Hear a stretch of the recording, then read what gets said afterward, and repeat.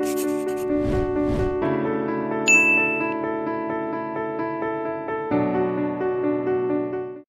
everyone, this is Smita Mallick of Class 8A, Sri Aurobindo Integral Education and Research Center, Rajgangpur, and today I am here with a beautiful greeting card made by me on this special occasion, Father's Day.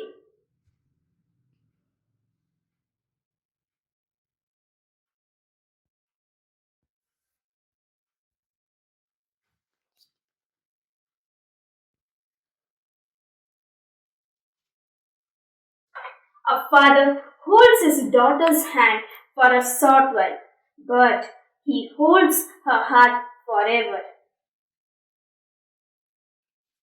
When I'm at my best, I am my father's daughter.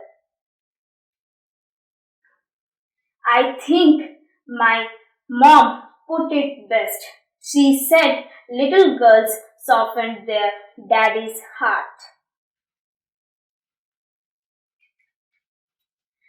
No one in this world can love a girl more than her father. Thank you.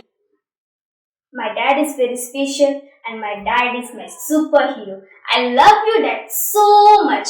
Thank you.